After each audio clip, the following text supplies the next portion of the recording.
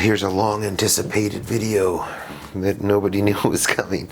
So sit back and we'll get right into this. This is the unboxing of the new DJI Goggles 3. They're not overly new, but they're new to me.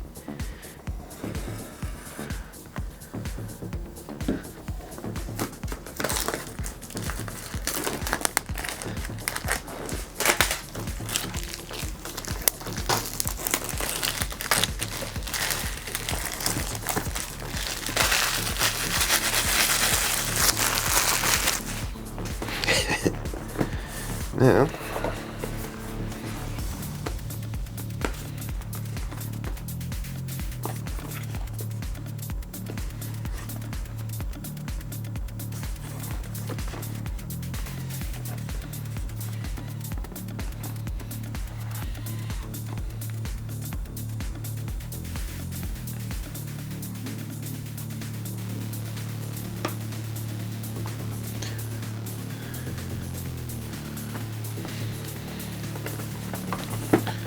see what's in the box.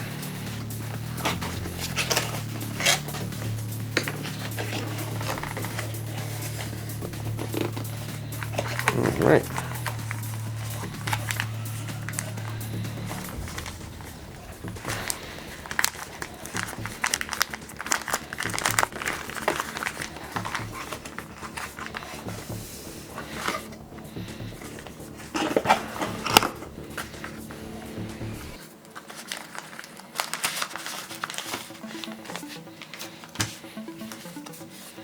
Alright, this looks like a QR code and instructions that you get here.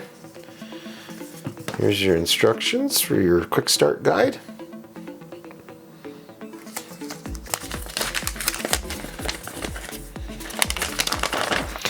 We just want to give her a little flip.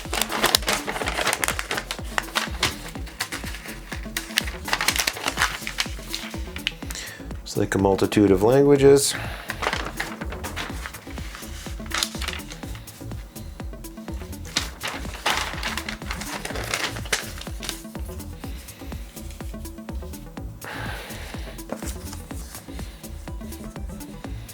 Safety guidelines.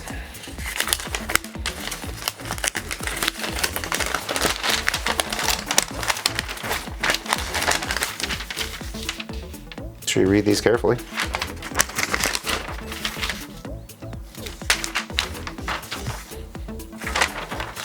I will say this is some exceptionally crinkly paper. Sounds great. That's your thing. All right, moving on. Oh, these look like, what does that say in there? Oh, these are the lenses. If you take corrective lenses, these are the additional ones. I'm not going to remove that. I do not require these, so I'm going to leave those.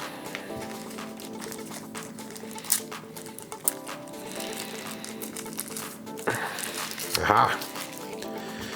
Not sure what they call these. This is like a dongle or something where you can input this side of your conventional cable. So if you had a USB to a USB-C cable, then you could plug that in, and this is for part of the programming process, I believe, and firmware.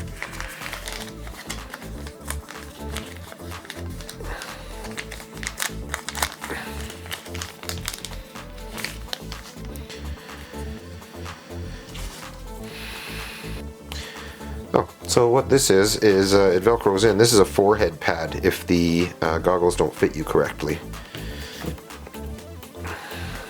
Let's go back in the box.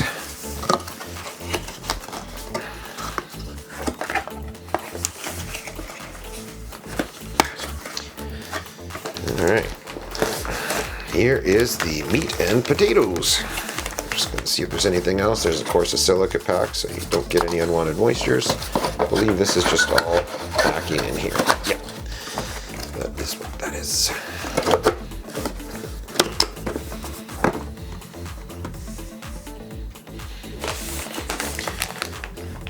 Alright. Let's take a look at what we get in the bag.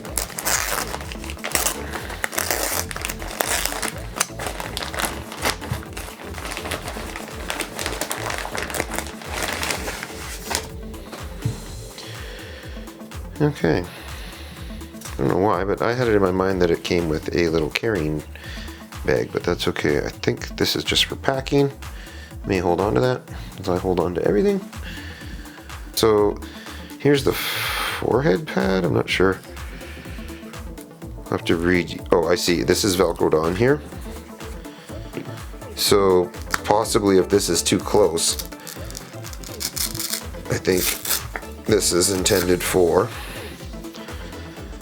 is to go on here like this, and then you take this piece off,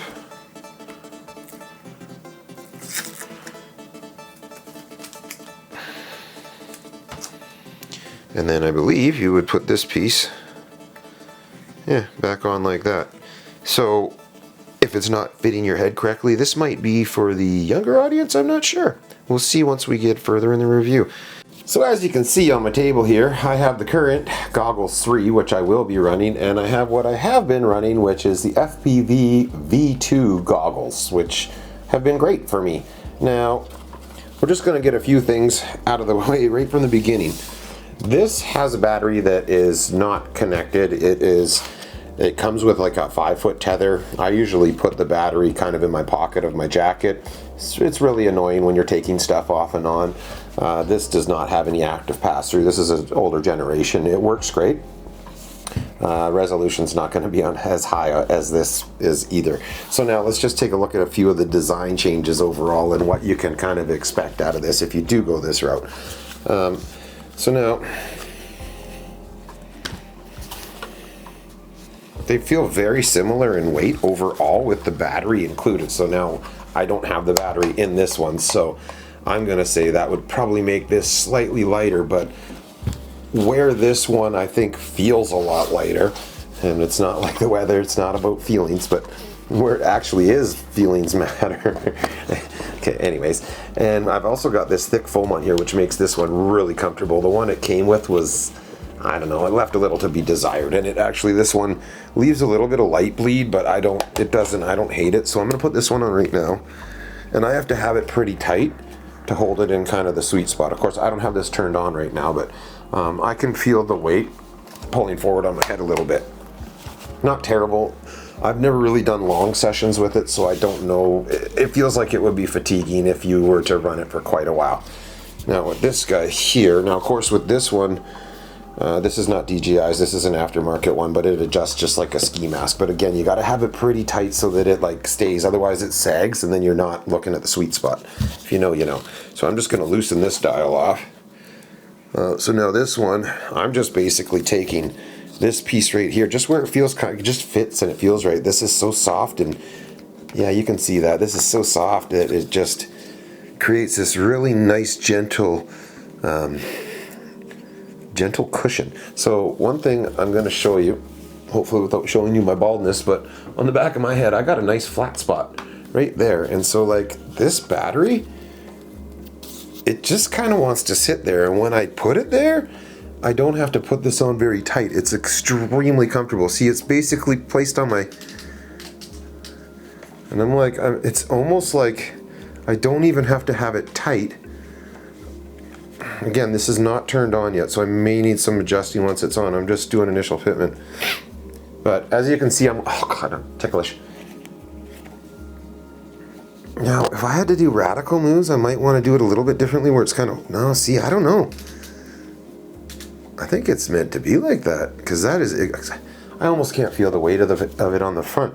With the V2 goggles, it was like pulling me down, so I think putting that battery on the back, it just, I'm curious to know what it would weigh without the battery, but yeah, that's very comfortable. And I've got like light bleed, I got like, oh God, just the most minute amount. I don't even know where it's coming from. Just a little bit around my nose, but I can't honestly see anything but total black in here. Now, these are supposed to flip up somehow. I don't really know how to do that. We'll have to look in the manual, but okay, so comfort. Definitely more comfortable. There is like, wow. The only thing I can say right out of the gates about this, that maybe your mileage may vary, but I think that as as comfortable and everything as this is, I could see how you would sweat with this, okay? I could definitely see how you would sweat with this. I honestly don't even know how to turn these things on. I'm gonna assume this power button right here. And so for buttons, you have, on the bottom, you have a power button. You also have here for charging a USB-C, and I'm sure that's for putting firmware in it as well. I noticed inside of here, which I will be putting in also, is a micro SD card, right? So you can record your flights, which if you're a drone pilot, you know why, but if you're getting into this new, the reason why you want that is primarily so that you can watch your video back on this and you can get some visual cues as to where you crash, because sometimes it's not all that easy. Depending on what happens, you may not be able to hear your beeper, you might be in water, who knows. So it's pretty important to have that. You can get them on Amazon for pretty cheap, and that's nice. Okay, so anyways, there is a joystick button on the top here that can go each ways, and it is a push button down. I'm not sure because I'm blinded by my studio lights, but it looks like this is like a menu button beside it. And I believe this has a touchless tap here. So what we're going to do now is I'm going to throw this back on. I don't know, that just feels like maybe I do want it a little tighter. It's just so comfortable right there. Okay, so where's the power button? There it is. I'm going to hold it. Oh no, you know it's probably, you got to go 3 taps. Oh no, 3 and then hold it. That's how you do it. Okay, so you go 3 quick taps and then you hold it. Okay, so I definitely need to adjust for my eyes a little bit here. So I'm just going back and forth. Looks like the left eye was pretty much there. All I'm really doing at this point is I'm just looking at the white lettering. I'm trying to look at the center. And you'll see when you go, it's almost best to go too far one way and too far the other way. Then you know what you're kind of looking for. And then if you do one eye at a time, and just get it to where you think it's really, really close. I'm just looking at the blur effect from the white. And then you want to position it on your face in a way, oh, there we go. Oh God, that looks amazing. Okay, I gotta go to, I am in Mandarin maybe? Oh wow, that's amazing. Just being in this menu, I can already tell you that this is insane. Okay, so is this the next button here? There we go. Oh yeah, see, it's telling you to put it on the back of the head. Okay, so headband and forehead pad adjustment.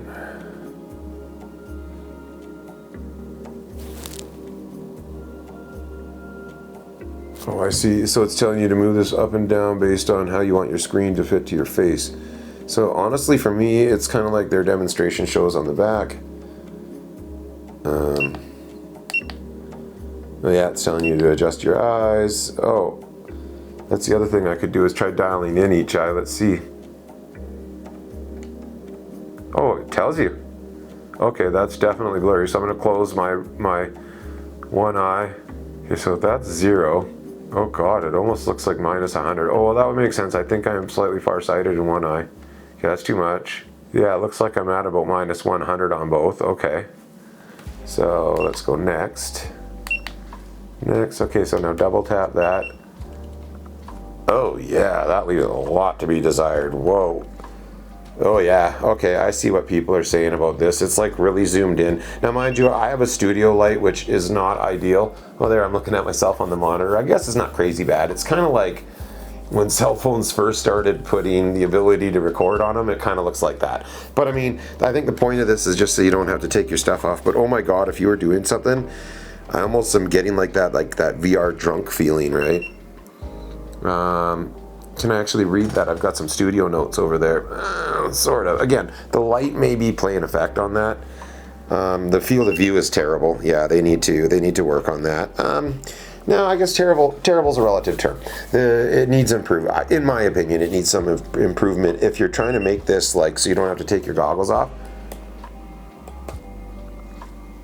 So the button pushing, I've read online that's kind of a little bit cumbersome. To me, I found it wasn't too bad. You just give it a couple little whacks, you know, you don't be too ginger with it. Oh wow, so there's a lot of information in this home screen here. I'm not going to go through all the tutorials or anything today. This is just a more of a fitment, and I can tell you right now, this is insanely noticeably better for clarity, for text.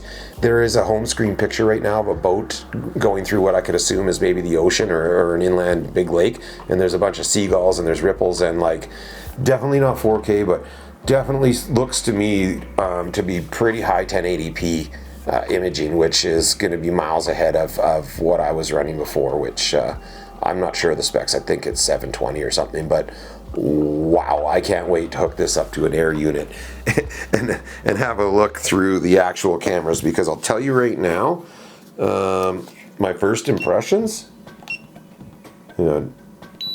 there. Now to turn it off, you just hold the button for what assumably was 3 seconds, and it just flashed the battery status. So, do I have any marks? Oh yeah, I got one right in the middle of my forehead. So it's possible that, you know, again, your mileage may vary. I may try this other pad in there. I like this. It feels so light, and it feels like it fits really, really nice. I'm not having any issue with my eyes being closer. Like, I think that if you put the additional padding in here, it maybe moves your eyes a little further away for people that have eye strain. That might be part of it, or if your head's too small so that this thing will actually fit you.